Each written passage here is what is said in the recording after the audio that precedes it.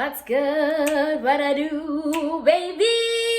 Welcome back to another video of Minutes with T. I hope you guys are keeping hydrated because wow, Huafisa, yo, no, it's too hot. Guys, I know I have been. Let's not talk about it. I've been very under the weather. A lot has happened. Yeah. A lot has happened, and I'm trying to pick up the pieces of losing a loved one. But anyway, maratlela that today, I haven't done a sit down in a while. I'm kind of nervous. But there's a story that has been, not a story, there's a topic that has been like, it hasn't been lingering, but it's been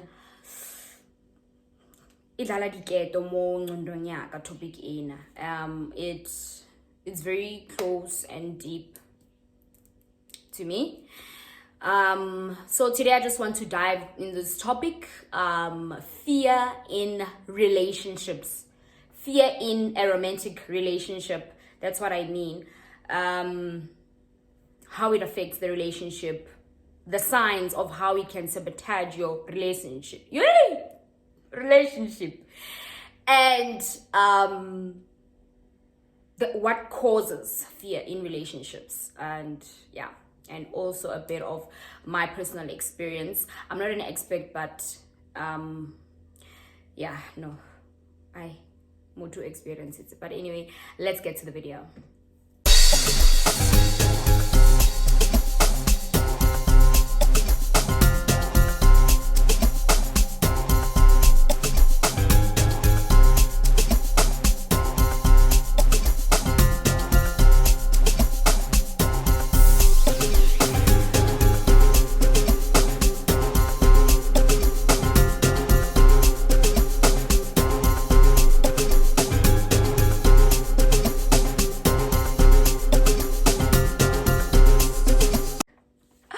Anyway, guys, so I wrote a few things regarding fear, and most of them are from my personal experience. Hence I said I'm not an expert.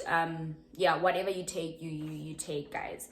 So what actually causes fear in relationships? Like, we do not talk about this. We do not talk about the word fear. Like, there are certain things, there are certain boundaries that have been crossed. Yeah, there's a reason why people are really not in relationships. So the first one for me is actually what causes fear in relationships. It's usually the traumatic past relationships. If you've been abused before, and I give we got abuse, like, people only take this one seriously.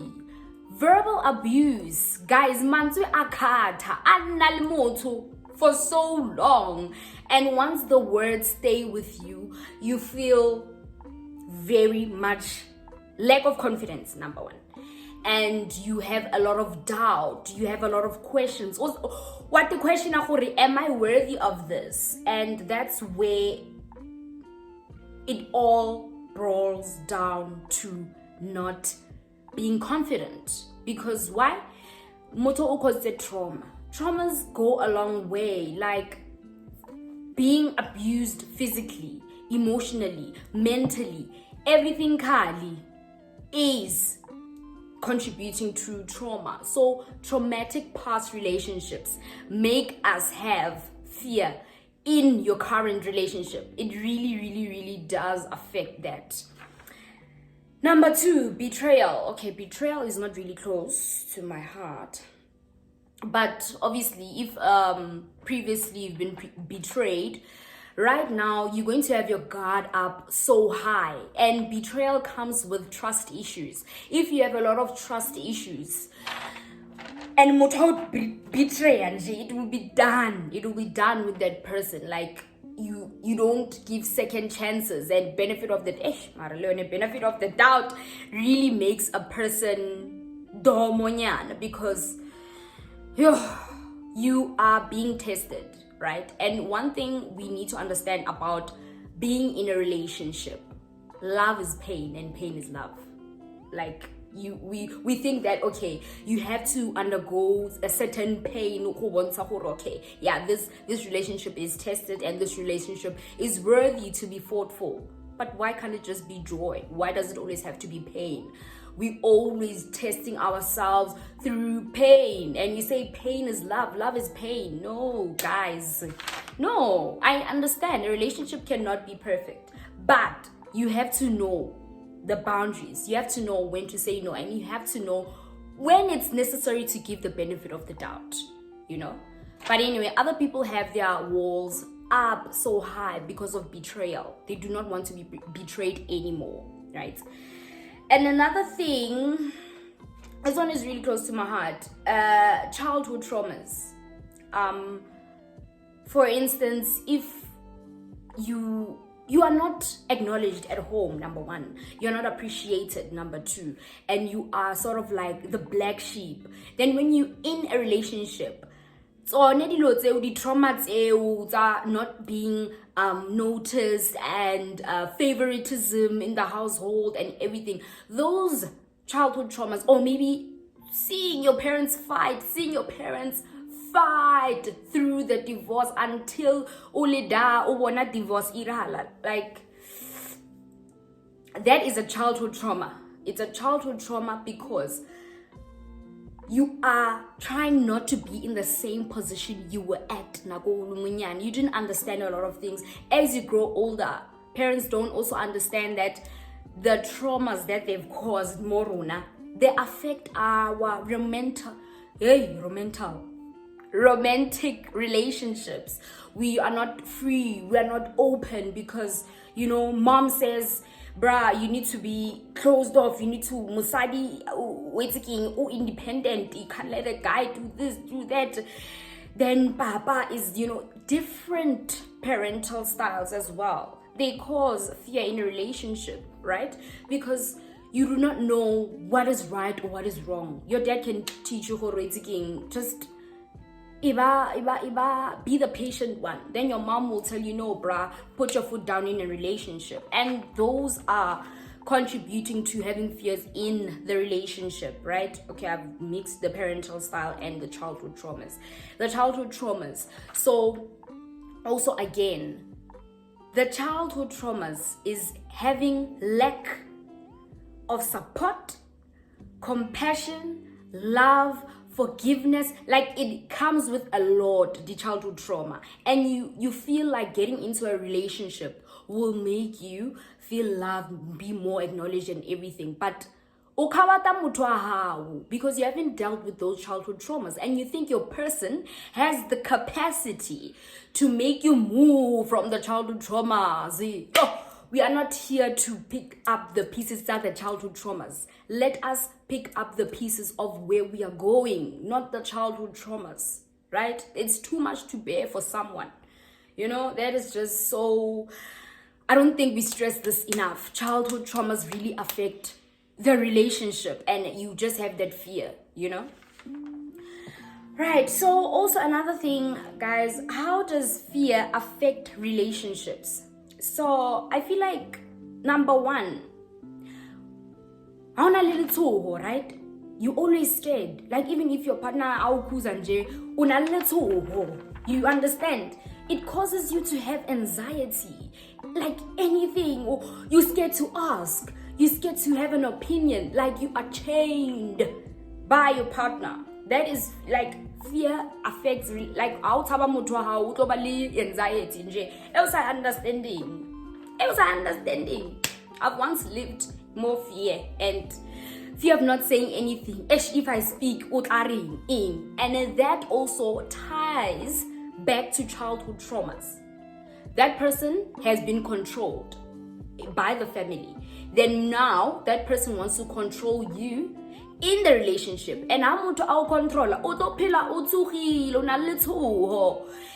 Having anxiety is just, it's the most uncomfortable thing, because it just makes you fear, like it peaks in the relationship. And fear also results to separation anxiety, okay, I understand sometimes you can miss your person sharp, but if it gets to a point where now you cannot be attached, I mean, you cannot, detach yourself from the person. You always, like, it's cute, guys. You can be with your person, but sometimes when you're with your person a lot, you lose yourself because you are your person. Your person is you. There's too many juices flowing, like halifani space, and you will never grow because you'll always be thinking about the person, and you fear again, because if I'm not by this person's side, ne? Just for a day or a week, you have the fear of losing the person. Fear of being alone is tied up with attachment issues. You always, separation anxiety, you always want to linger because you didn't have that. You don't have that at home. You don't have that at home, and you feel like when you're with your person, when you're with your person, it's only your person, and if you lose your person, you lose yourself. You lose your self-confidence. You lose everything that you have built with this person. So, thokomela bafana, please. Right. Fear also affects your vulnerability because you're not willing to open up too much to your partner because you may seem weak, or you don't want to portray those same characteristics from the previous relationship. When you are fearful, you become more vulnerable, and when you are more vulnerable, you do not see the signs. You let love take control. You don't let you let love control your emotions, not your emotions controlling the love. You understand? Like, love has just consumed so much of your time with friends, time with family. Once those things, then you have the fear of opening up because it's like, now, okay, this is my person. I'm always opening up to my partner. And that's why it's hard for females to leave a relationship. It's really hard because you've been with this person is your ride or die. Then auto open up, you're going to seem weak, and you have a fear of telling your friends or your family the real truth at that point in time because you do not want to be judged, or you do not want anybody else or ajaje motwa how. Like, fear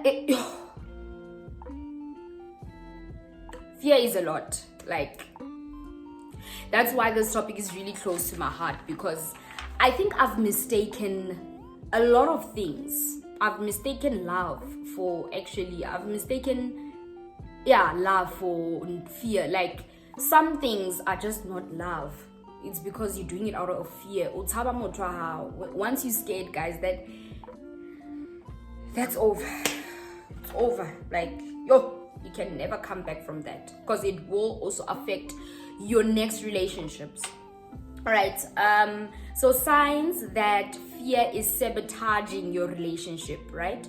So let's just say previously you were so fearful of your partner, you couldn't make decisions on your own, and then that's when the lies came about. When you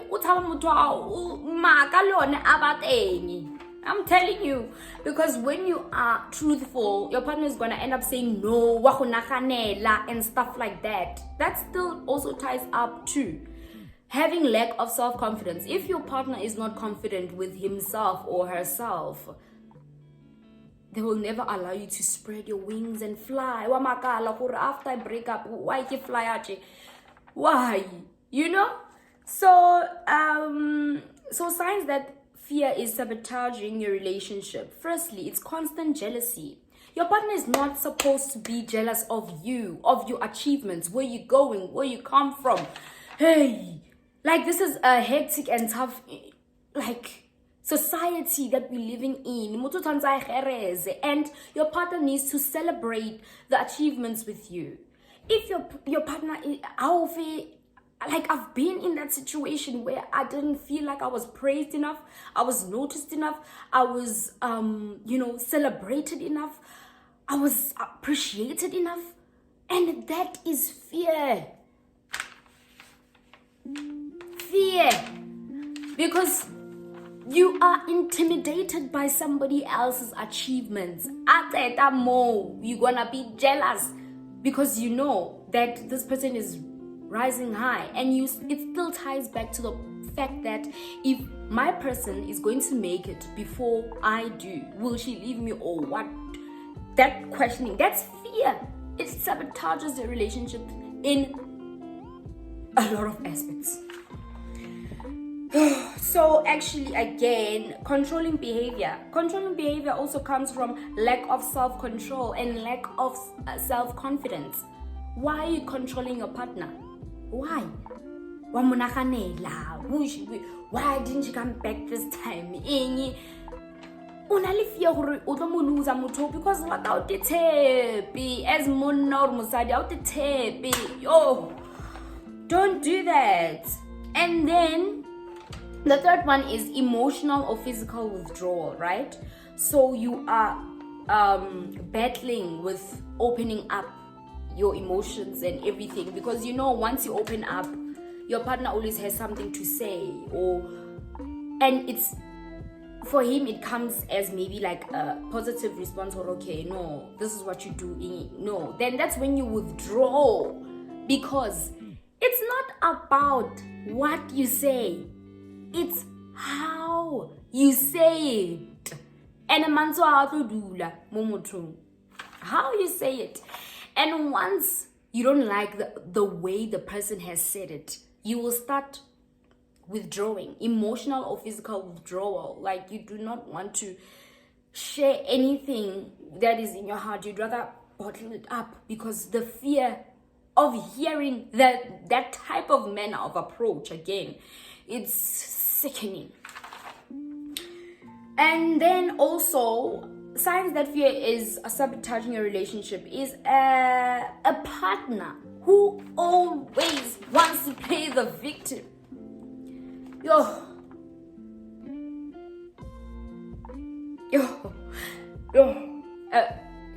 A partner who's always trying to play the victim is always wanting to be pitiful, pitiness, pettiness, like playing the victim because you are scared to lose your partner. You are using your past experiences, your background, where you're going, where you don't see yourself, getting negativity. You want your person to feel sorry for you. Do not always play the victim. Like make life like make life work. I'm not saying that you mustn't care about your partner venting and whatever, but when you argue, this person has always unali the jabs for it. Every time muto give victim, every time no, my situation, where I'm going, I can't. That sabotages the relationship on a whole nother level. Like, right, so guys, in general, right, I have to tell you guys this. My ladies, Bafan, guys, do not be fearful. Have self-confidence. Be assertive. Know what you want in a relationship. Do not be selfish. A relationship requires you to be selfless. Be giving. But do not give until you are empty. Do not pour until your cup is empty. Right? And confuse love. Don't confuse love with possessiveness, obsession, and monitoring. Your partner can just check up on you sharp, but if you're keeping tabs on me, if you're saying you said you'll be here, gonna go in, no. Because once you allow that, you are training your mind. You are training your mind to have fear of your person. And that is a trap. And once you have fear, you will feel caged. You will not be able to speak up to your friends, family about the real story. Trust me, it's difficult. And there was a time in my life that I've been through this fear thing. That's why it's really, really close to my heart. And some of the things I only told my friends and my family, like, after the breakup. Because when you love someone so much and una letshogo gore ish batla mo jaja batla reng, you confuse love with possessiveness and obsession. Do not confuse the two, because once you confuse those things, you are training your mind to have fear, and that's danger. Kafar, like, no, we don't do that, guys. And anyway, guys, I know this video has been so long. It's because while I was busy speaking certain things, this is actually also an awareness for myself, a reflection actually for myself. And as I'm speaking, I'm also learning, I'm also seeing or no, I was confusing love with so many negative things. And yeah, guys, I hope you guys have enjoyed the video. And yeah, I'm going to try and remain consistent, although life is it's not, I'm really not okay, but sharing some things that come into my mind, sharing them with you really infer so much peace. I know I've said a lot, let me not ramble and everything. And guys, yeah, see you. Please don't forget to like, comment, share, and subscribe. And if you are a returning subscriber, welcome. And if you are a new subscriber, welcome to the T fam. Till next time, guys.